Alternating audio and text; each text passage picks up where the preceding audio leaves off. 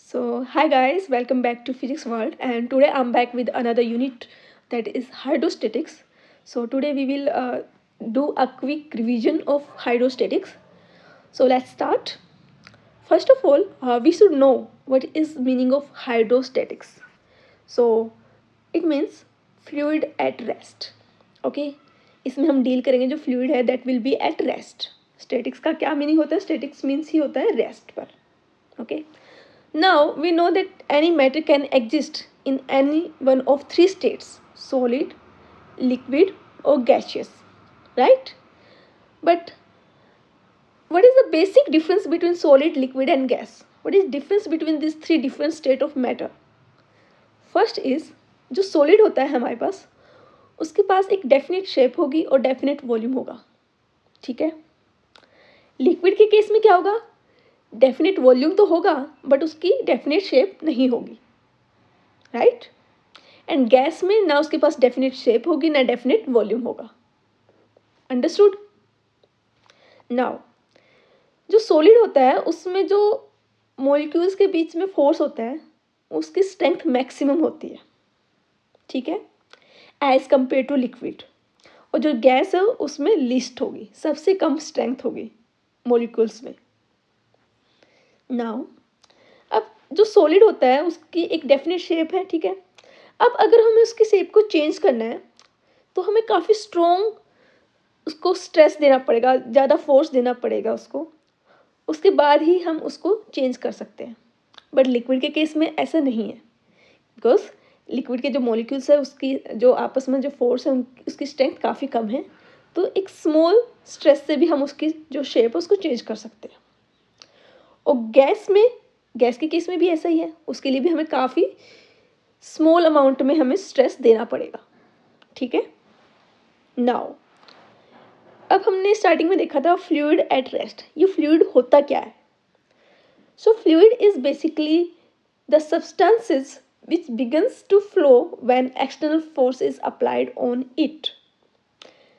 अब सॉलिड है, ठीक है, वो फिक्स रहता है ना, उस पर उसकी शेप को हम चेंज नहीं कर सकते. ठीक है. अगर वो कहीं रख दिया तो वो वहीं पर रहेगा. बट फ्लूइड क्या होगा?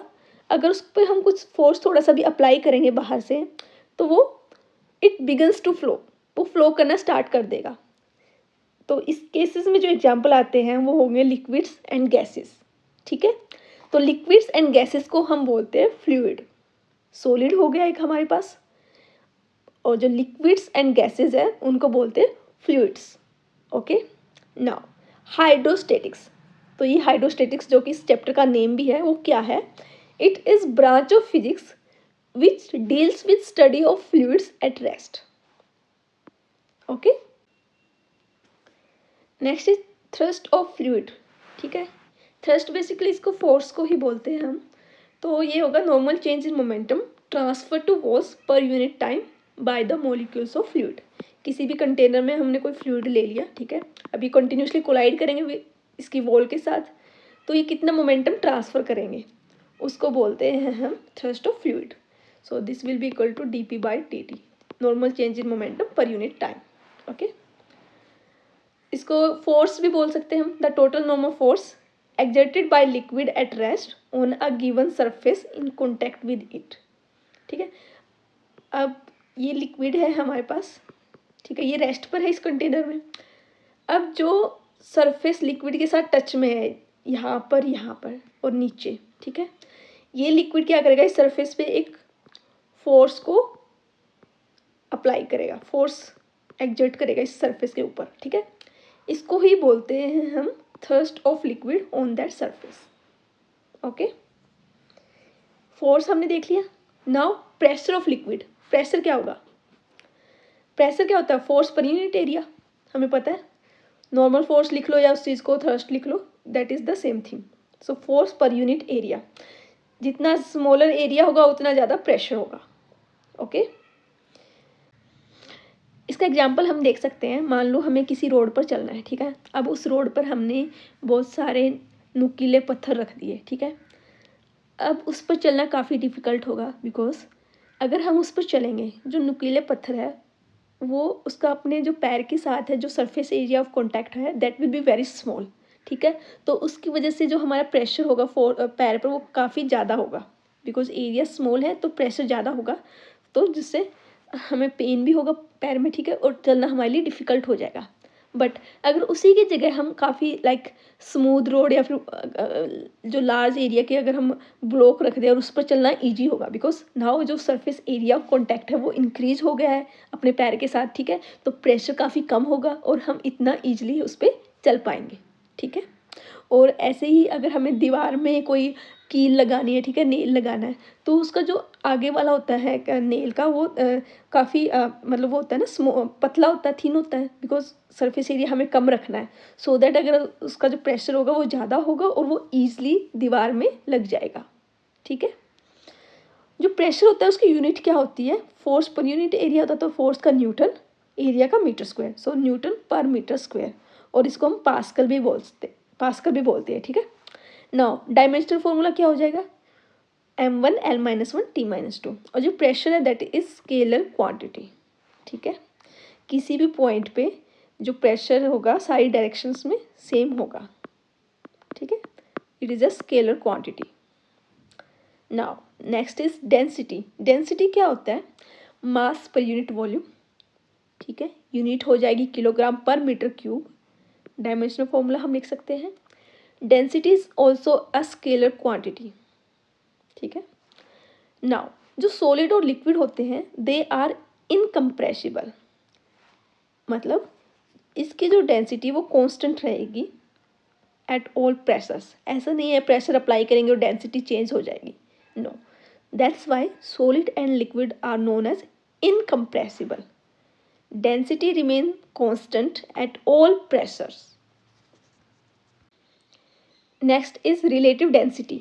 रिलेटिव डेंसिटी क्या होता है, it is ratio of density of substance and density of water at 4 degree Celsius, right.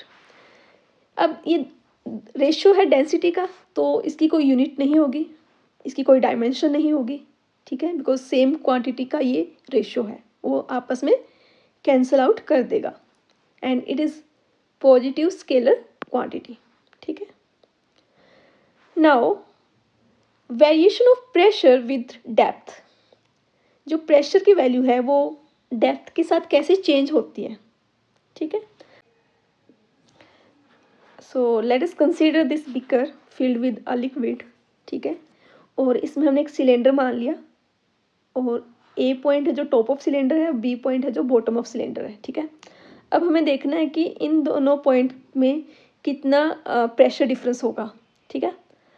सो मान लो बी पॉइंट पे है P2 और ए पॉइंट पर है P1, so that will be equal to H rho G. H क्या है, जो हाइट ऑफ सिलेंडर है, रो क्या है, डेंसिटी ऑफ लिक्विड है, और जी है जो हमारा एक्सेलरेशन ड्यू टू ग्रेविटी, ठीक है। सो ये हमें याद रखना है, P2 minus P1 is equal to H rho g. अब मान लो ये जो पॉइंट है ए, यहाँ पर ना होके ये इस सरफेस इधर लाई कर रहा है, top of the liquid surface, तो यहाँ पे क्या हो जाएगा, जो लिक्विड जो एटमॉस्फेरिक प्रेशर है उसके इक्वल इसकी वैल्यू हो जाएगी, तो इसको हम पी ए भी लिख सकते हैं, और then P2 minus p a is equal to H rho g. इसको हम बोलते हैं gauge pressure, okay. So this gauge pressure is independent of area of cross section, ठीक है।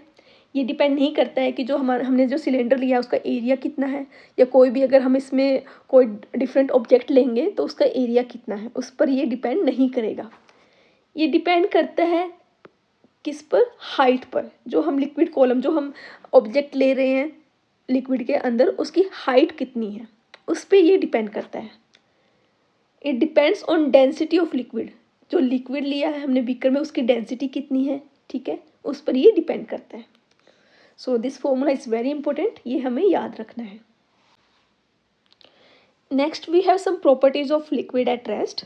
सो जो सबसे पहले है जो लिक्विड एट रेस्ट है, it exerts equal pressure in all directions at a point inside the liquid, ठीक है।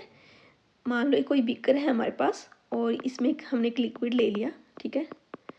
अब किसी भी पॉइंट पे मान लो हमारे पास ये पॉइंट ए है, सारी डायरेक्शन में ये सेम प्रेशर अप्लाई करेगा, ठीक है।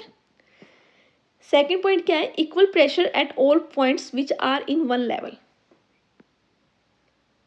मान लो ये एक लेवल है, ठीक है, इस लेवल पर जितने भी पॉइंट्स हैं सब पर जो प्रेशर है वो सेम होगा, ठीक है। ये दो प्रॉपर्टीज थी। Next is hydrostatic paradox. ये क्या होता है, इसमें क्या है, जो pressure exerted by liquid depends only on height of liquid column and independent of shape of the vessel, ठीक है। जो लिक्विड की हाइट कितनी है उस पर डिपेंड करता है, वो किसी भी शेप में हो उससे वो मैटर नहीं करता है। मान लो हमारे पास ऐसे शेप में कोई लिक्विड है, ठीक है, ऐसे शेप में कोई लिक्विड है और ऐसे शेप में कोई लिक्विड है, ठीक है, बट जो इनकी अगर हाइट सेम है तो वो सेम प्रेशर एक्सर्ट करेगा, ठीक है। P A equal to P B equal to P C, वो डिपेंड नहीं करेगा कि उसकी जो शेप है वो कैसी है। That is hydrostatic paradox. और हमने फॉर्मूला भी देखा था, वो आया था एच रो जी, जिसमें वो सिर्फ हाइट पर डिपेंड करता है, एरिया पर तो डिपेंड करता ही नहीं है, right. Next is Pascal's law. This is very important. Pascal law क्या बोलता है कि अगर हम ग्रेविटी इफेक्ट को नेग्लेक्ट कर दें तो जो प्रेशर होगा at every point of liquid in equilibrium of rest is same. कि अगर हम ग्रेविटी इफेक्ट को ना माने तो लिक्विड में जितने भी पॉइंट है, अगर लिक्विड हमारा रेस्ट पर है उसमें जितने भी पॉइंट हैं उस पर प्रेशर सेम होगा, ठीक है। और इसका जो एग्जांपल्स है that is hydraulic lift and hydraulic brake.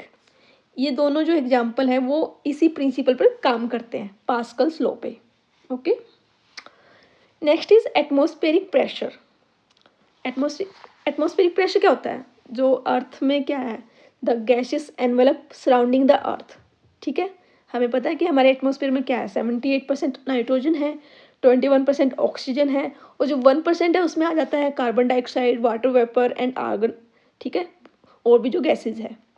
तो ये जो गैसियस एनवेलप है इसको ही हम बोलते हैं atmospheric pressure. Now at any point it is equal to weight of vertical air column of unit cross sectional area extending from that point to earth atmosphere, ठीक है। मान लिया ये हमारे पास अर्थ है, ठीक है, और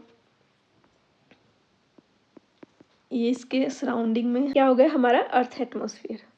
अब अगर हम यहाँ पे कोई पॉइंट मान लें तो इस अर्थ एटमॉस्फेयर से इस पॉइंट तक हम एक यूनिट क्रॉस सेक्शनल एरिया का एक लिक्विड कॉलम मान लेंगे, sorry air column, not liquid, air column मान लेंगे, और जो इसका एरिया क्रॉस सेक्शन होगा 1 होगा। तो इसका जो वेट है इस एयर कॉलम का उसको हम बोलते हैं एटमॉस्फेरिक प्रेशर।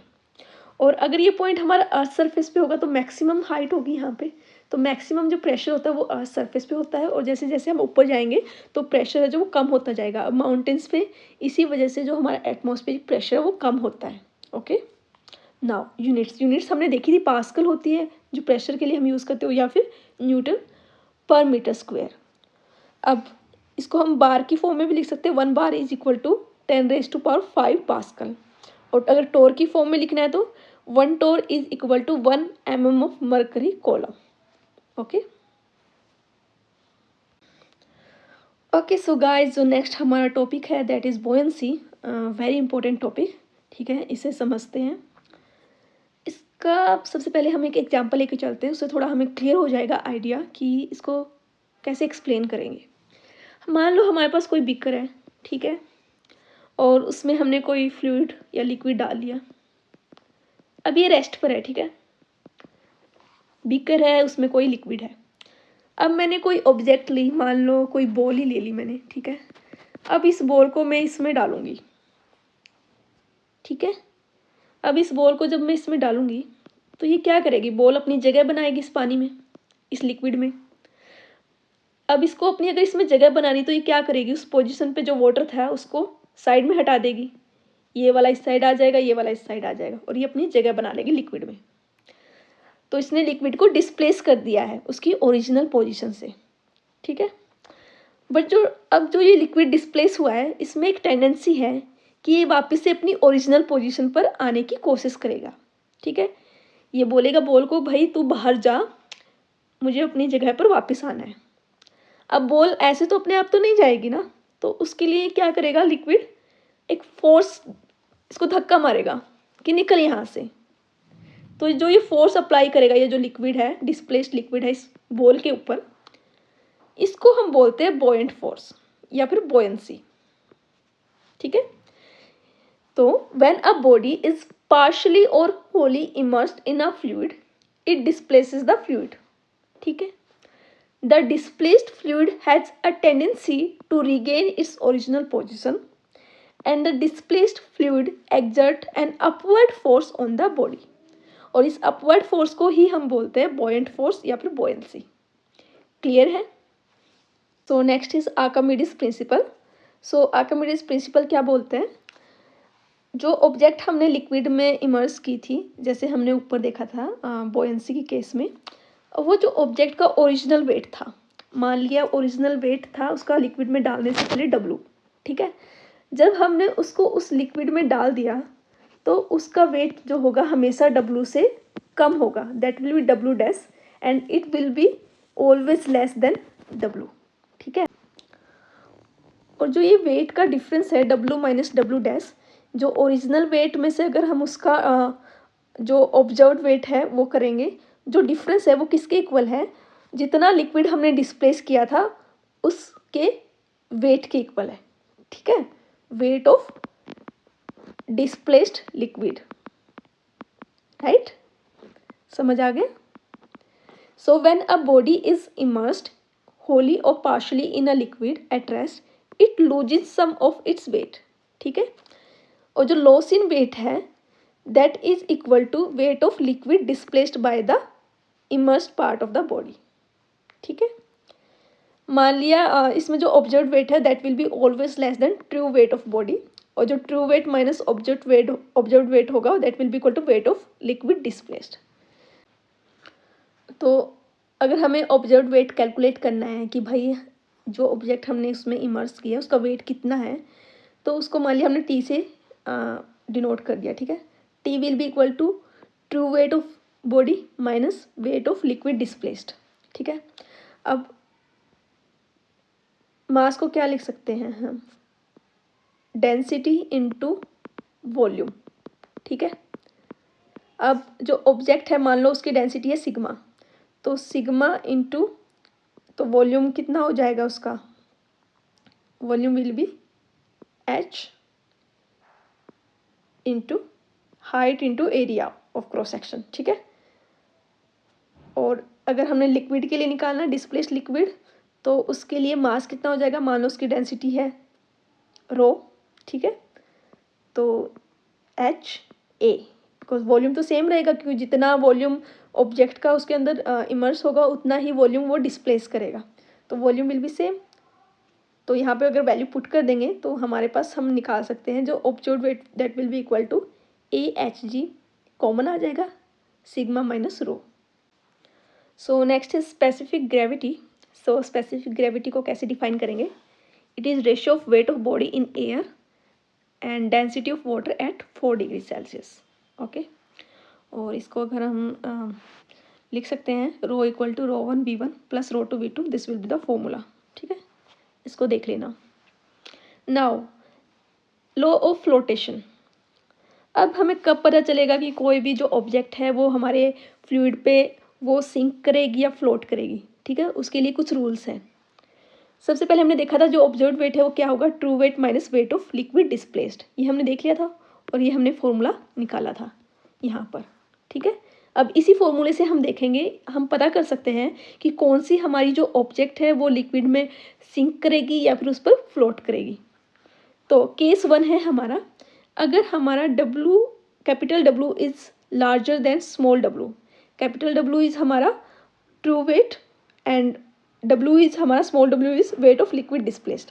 मतलब अगर हमारा sigma is larger than rho, अगर हमारी डेंसिटी जो ऑब्जेक्ट की जो डेंसिटी है that is greater than density of liquid, then जो हमारा ऑब्जर्व वेट है वो ज़्यादा होगा, मतलब हमारी जो बॉडी है वो हैवियर फील होगी और वो सिंक करेगी टू द बॉटम, तो वो सिंक हो जाएगी उसमें।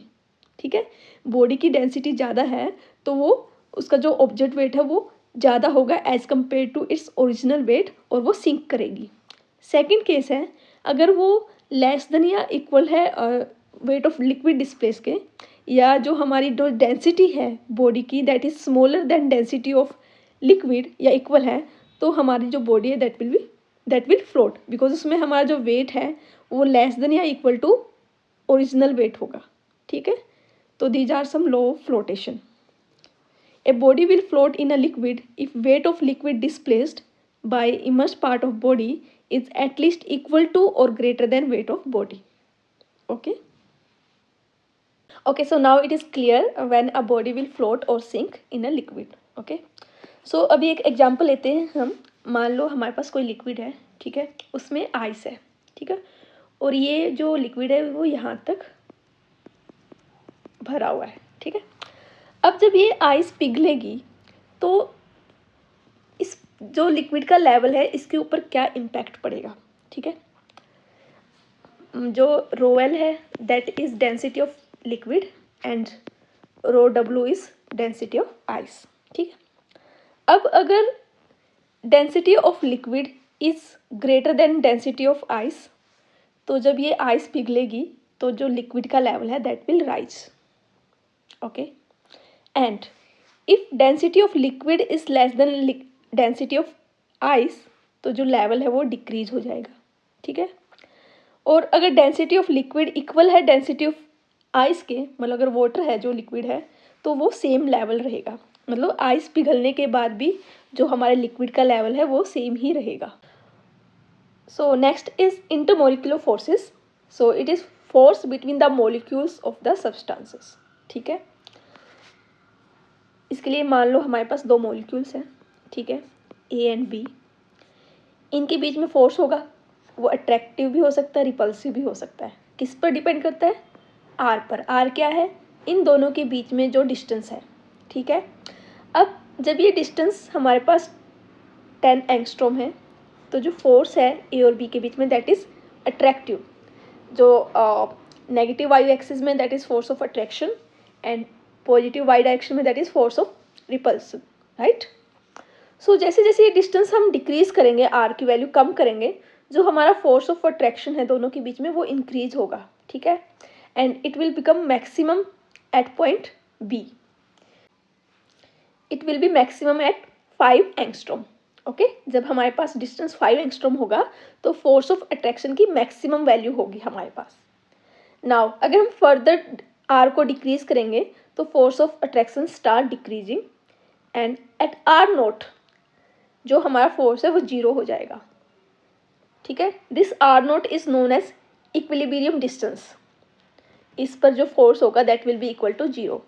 और अगर इससे फर्दर हम डिस्टेंस डिक्रीज करेंगे तो हमारा फोर्स है जो वो रिपल्सिव नेचर का हो जाएगा। It will change its nature from attractive to repulsive and further repulsive force increase होगा विद डिक्रीज इन डिस्टेंस, ठीक है।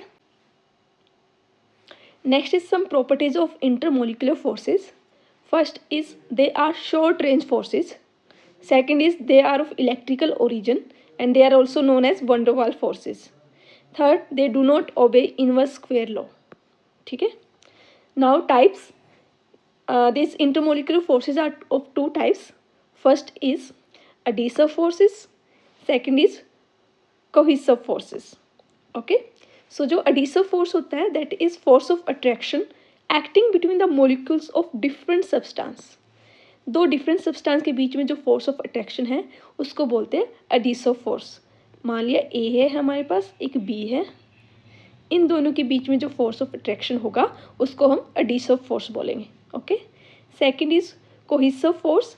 कोहिसिव फोर्स क्या होता है? It is force of attraction between the molecules of same substance. मान लिया कोई हमारे पास सब्सटेंस ए है, इसके जो डिफरेंट मॉलिक्यूल्स हैं उनके बीच में जो फोर्स ऑफ अट्रैक्शन है उसको बोलते हैं cohesive force, okay. Next is surface tension. Surface tension क्या होती है? Surface tension is equal to force per unit length. Unit हो जाएगी newton per metre and dimensional formula will be m1 L0 T-2, okay. surface energy is equal to surface tension into area. Okay, now अब ये दो काफ़ी important formulas हैं. Excess pressure inside a liquid drop या air bubble that is equal to 2s/r. S क्या है यहाँ पे? हमारी surface tension. Okay, and inside a soap bubble equal to 4s/r, क्योंकि सोप बबल में क्या होता है, दो सरफेस होते हैं, दैट्स वाई यहाँ पे 4s/r होगा. जो लिक्विड ड्रॉप या फिर एयर बबल है उसमें हमारे पास केवल एक सरफेस होता है, that's why it is equal to 2s/r. Okay, now comes the most important topic that is angle of contact. इसका क्या मतलब है? एंगल ऑफ कॉन्टैक्ट से हम क्या देख सकते हैं कि जो अगर किसी लिक्विड को किसी सरफेस पे डालेंगे तो वो उस पर स्प्रेड होगा या एक ड्रॉपलेट फॉर्म करेगा. ये सब डिपेंड करता है एंगल ऑफ कॉन्टैक्ट के ऊपर. So whether a liquid will spread on the surface of solid और it will form droplets. Okay, अब इसमें दो केस हैं हमारे पास. फर्स्ट, अगर जो एंगल ऑफ कॉन्टैक्ट है that is greater than 90 degree, अगर एंगल हमारा ऑब्ट्यूस है, सो उस केस में क्या होगा, liquid do not wet the solid surface. Liquid क्या करेगा, एक ड्रॉपलेट फॉर्म करेगा, वो उस पर स्प्रेड नहीं होगा. ओके, जैसे मरकरी को अगर हम किसी ग्लास सरफेस पे डालेंगे तो एक ड्रॉपलेट को फॉर्म करेगा. सेकंड केस है, अगर जो हमारा थीटा है, जो एंगल ऑफ कॉन्टैक्ट है that is less than 90 degree, acute है एंगल, तो liquid spread on the surface of solid, तो वो उस पर क्या हो जाएगा, स्प्रेड हो जाएगा. ठीक है, अब जैसे पानी को अगर हम ग्लास पे करेंगे तो वो क्या हो जाएगा, स्प्रेड हो जाएगा. Next is capillarity. कैपिलरिटी क्या होता है? It is the phenomena of rise और fall of liquid in a capillary tube. Capillary tube क्या होती है? It is a tube with a fine and uniform bore, मतलब थ्रू आउट इट्स लेंथ जो इसका इंटरनल डायमीटर वो constant होगा. ठीक है, इसका एक फॉर्मूला है जिसको बोलते हैं ascent formula. Rise of liquid in a capillary tube that is equal to S equal to 2s cos theta divided by r rho g. ठीक है, ये काफ़ी इंपॉर्टेंट है, इसको याद रखना है. अब जो लास्ट फॉर्मूला है इसमें that is radius of new soap bubble formed when two bubble coalesce. अगर दो सोप बबल को हम कोएलेस करेंगे तो एक नया बबल हमारे पास फॉर्म होगा. अब इसकी मान लो रेडियस r1 है, इसकी रेडियस r2 है, तो जो नया बबल हमारे पास फॉर्म हुआ है उसकी रेडियस किसके इक्वल होगी, r will be equal to square root of r1 square plus r2 square. Okay, so that was all about this chapter hydrostatics. इसका हमने क्विक रिवीजन किया है, जितने भी इम्पोर्टेंट फॉर्मूलाज थे, टर्म्स थे, सबको हमने देख लिया है. आई होप यहाँ तक सभी को समझ आ गया होगा. अब जो नेक्स्ट वीडियो होगी उसमें हम इस यूनिट का third part that is hydrodynamics वो कवर करेंगे. ओके, अब अगर आपको ये वीडियो पसंद आया है तो आप इसको लाइक कर सकते हैं, चैनल को सब्सक्राइब कर सकते हैं एंड अपने फ्रेंड्स के साथ शेयर कर सकते हैं. Thank you so much. Bye bye.